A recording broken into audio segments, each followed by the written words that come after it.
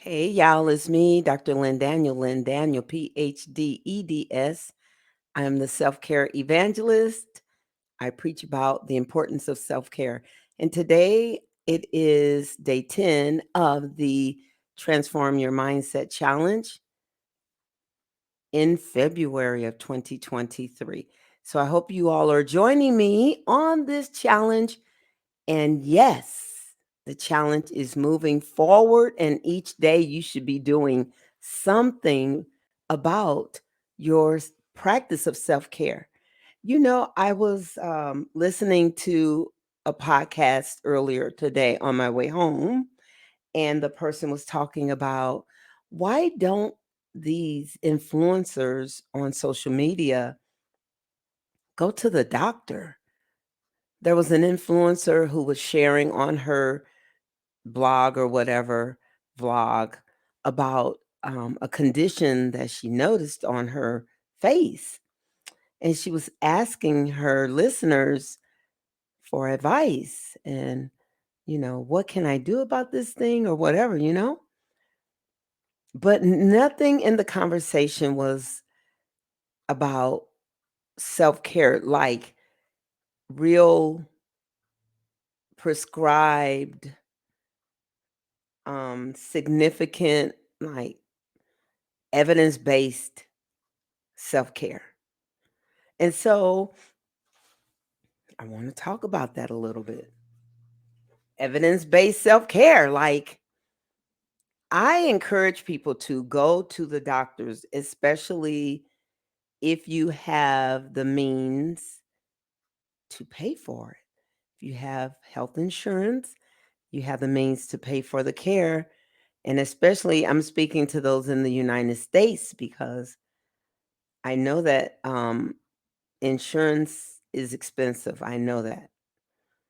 And I understand that.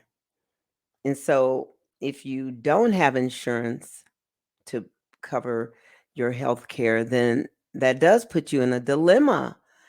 And so maybe one of your tasks is to investigate insurance and self care and like how affordable care. My sister, she retired from her hospital job of many, many years as a hospital administrator. And in her retirement, she took on a job where she was helping people in the marketplace get health insurance. And she saw that need as a ministry.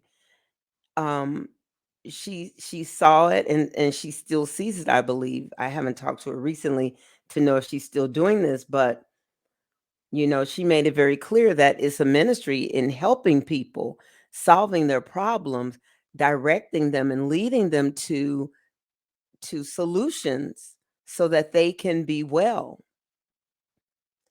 And so, yeah, you all, if you have health care, prioritize your your periodic wellness checks, annual, quarterly, biannually, those systematic, routine check ins. And, it may be easier for me to advocate for this because I've been under medical care for asthma and allergies since I was a child, for the things that went along with that, the problems that went along with those situations. And then as growing up and having to, you know, be under care because medicines that you take, you need to make sure if they're working, if they're proper, if the dosage is right, and all of those things, right? So you have to be monitored. And I know some families they do not, for various reasons, they minimize contact with healthcare professionals. And I respect that. I believe I can understand that perspective better at my age and the experiences that I have had the people who I have talked to, and them sharing their journeys. But I do, even so, if it's not a traditional healthcare advocate that you're engaged with, you can find an alternative care advocate or someone who can help monitor and manage your health care. Okay, that's important. Having health insurance is important. Belonging to, and look, I'm gonna stick on this healthcare insurance for just a little longer, because there are of various types. Like, I'm aware of a type of healthcare insurance community where the people in this community do like a pot. They they pay into a pot, and they buy some sort of, I guess they buy some sort of care plan, or they use the money in the pot amongst all the contributors to the pot. And I can't remember the name of that organization, but you can Google or do some sort of web quest on healthcare or medical care communal pot or something of that nature, and see if that is something that may meet your need.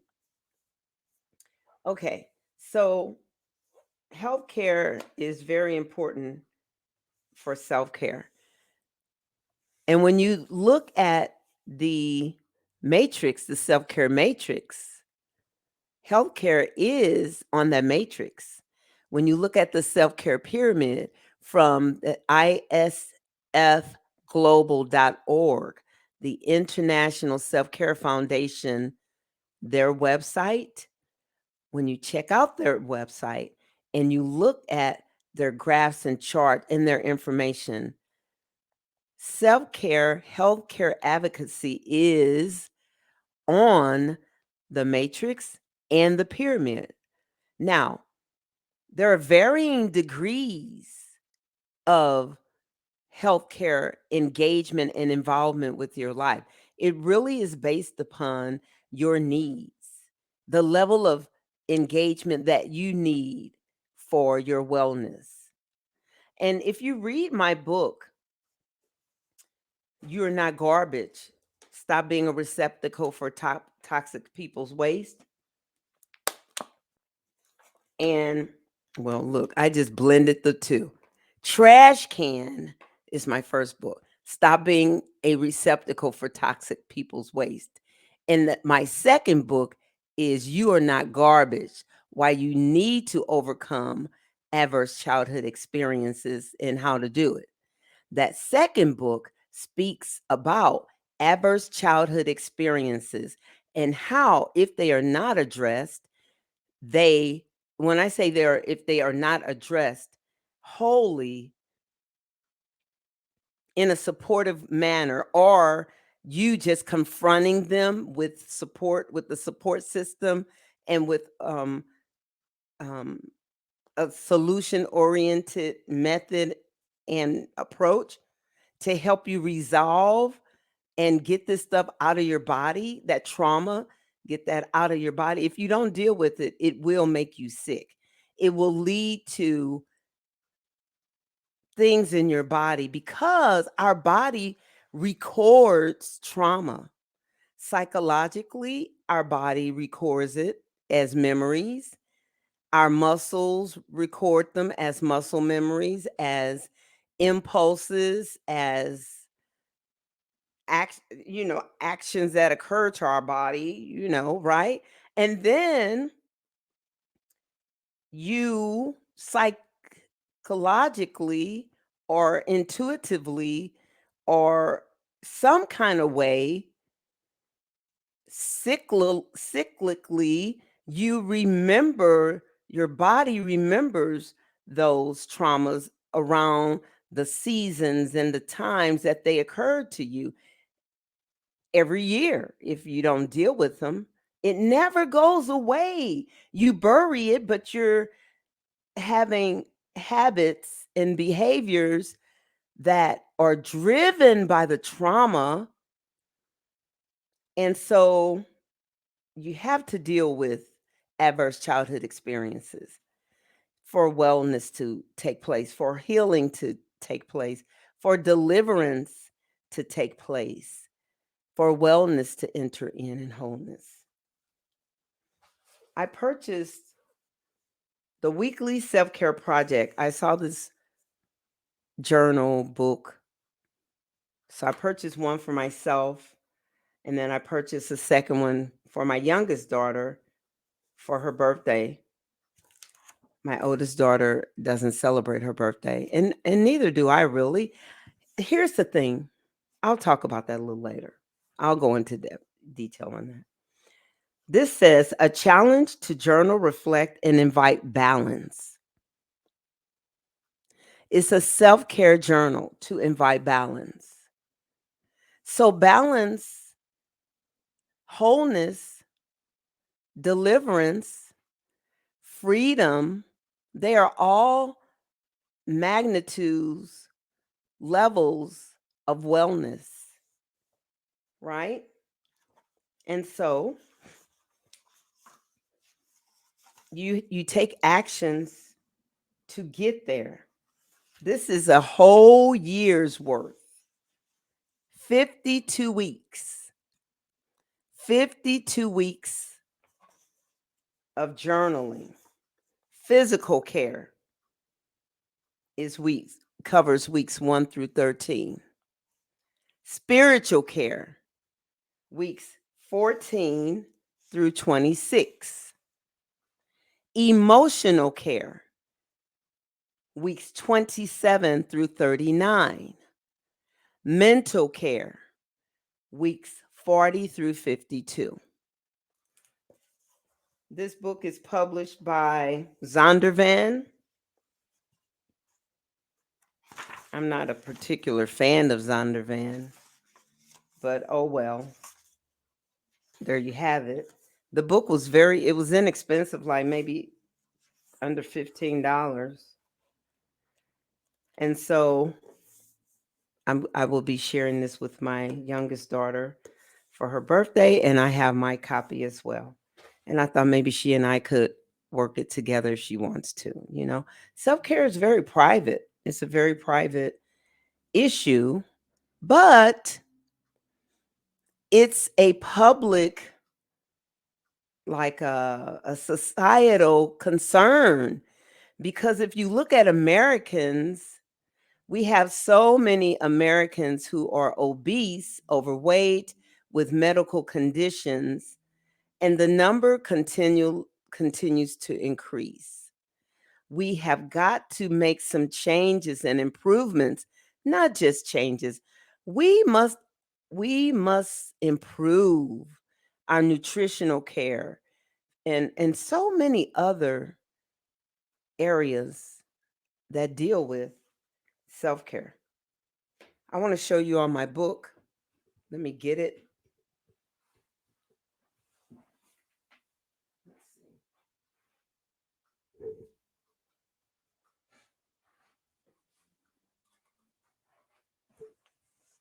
Okay.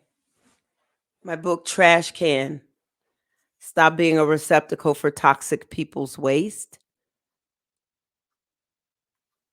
Okay.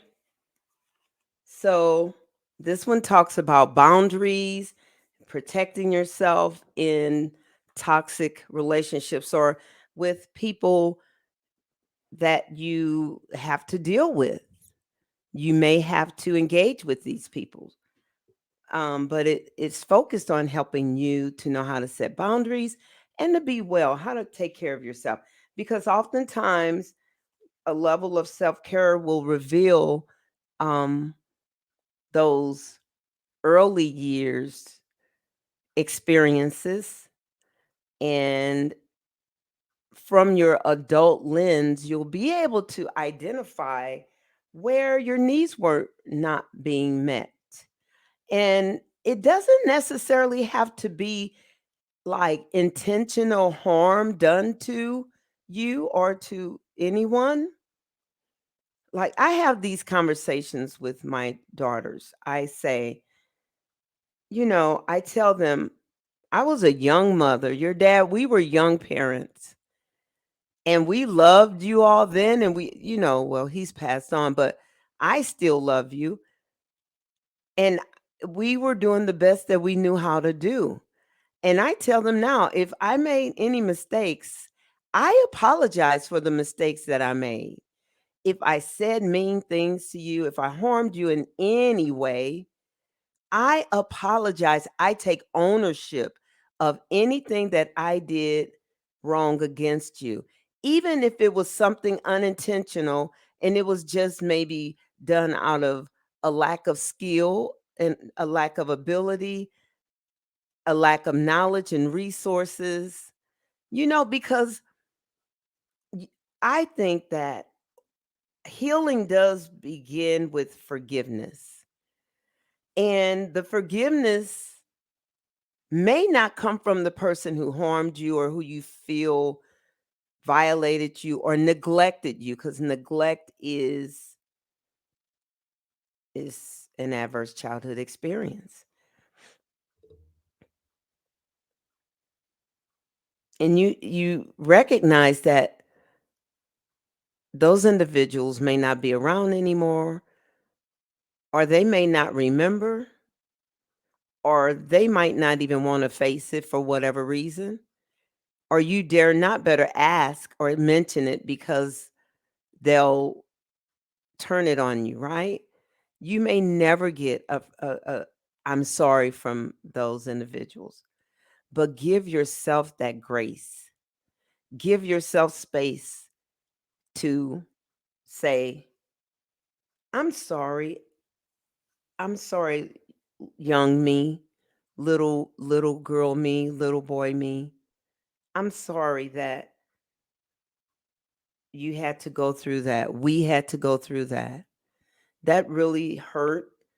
That really made me feel sad and unloved and unwanted. Just do the forgiveness for yourself. And then you can say, you know what? I recognize that I wasn't taught how to set boundaries, or I wasn't taught how to care for myself or to recognize my needs or what my interests are. I wasn't allowed the space. And so I'm going to take care of you, little one.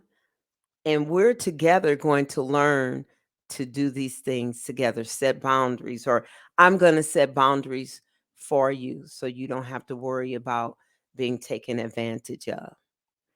And I mean, that may seem corny or metaphysical or some woo woo thing,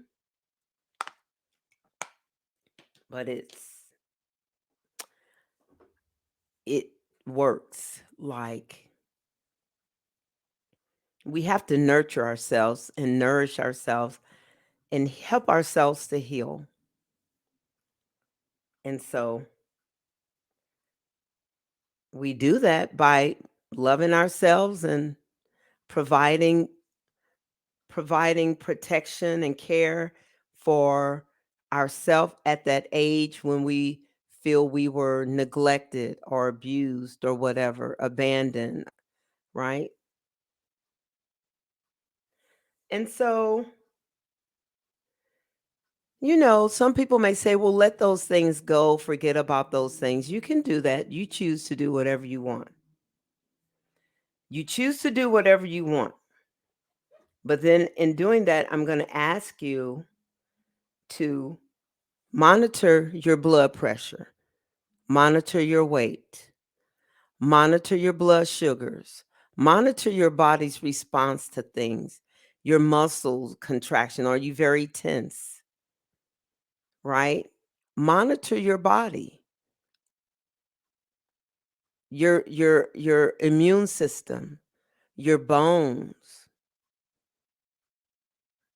and then ask your body, if things are going awry in your body, ask your body why. Why is this happening?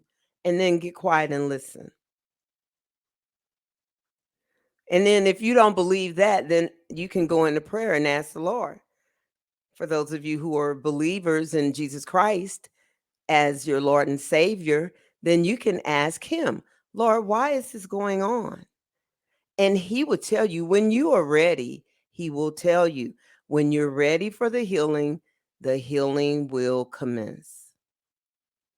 It is not easy. There are times when I will remember like certain things that may not even seem like major, like emotional events, but they make me think. They trigger, a memory is triggered, and then I'm able to think through what was going on, how it impacted me, why did it impact me. I know my sister, when she was here visiting around Thanksgiving time of 2022, and I told her a memory that I had of in 6th grade when I became addicted to sugar. And I told her that memory, and then she asked me a question, and then she told me, "Go back to see what was the precursor, what was going on the day before that event, the morning before you went to school and that event occurred." Now, I try, but I really can't, nothing significant is coming to my memory. So to me, I just, you know, dropped it and didn't dwell on it.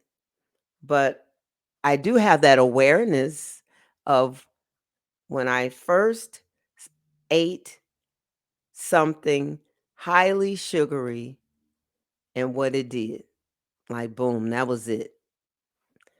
So, in the science, they tell you about the molecules of sugar are very similar to the molecules of some illicit drug.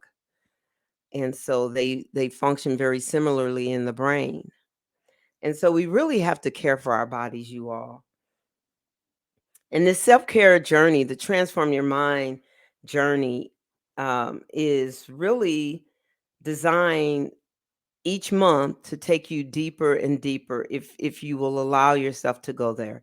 And so if you want to work with me privately on this transform your mindset journey, then message me, DM me on LinkedIn, and let's have that conversation, and we can set up a whole approach that will support you and surround you and guide you through. If you feel ready, this is not for, no, if you're making excuses or if you're just on the fence, and if you need time to consider, don't even DM me. Just take all the time you need to consider what you need. Only DM me if you are ready to move forward. Okay? Cuz it's um it's not for the faint at heart. You got to be prepared to face and heal and be whole. Okay? All right. So thank you all for watching my video today. I'm Dr. Lynn Daniel, PhD, EDS. I'm the self care evangelist. I preach about the importance of self care. I am an educator, not a medical profession. I am an educator. So all of this information is for your educational benefit. All right. You can find me on LinkedIn, YouTube. Facebook is for my family, so don't mess with me over there, please. Unless you are a doctorate or a PhD candidate and you want to join my PhD program over there, the Aftercare and Healing Group. But yeah. All right, you all. Be blessed. Have a great weekend. Bye now.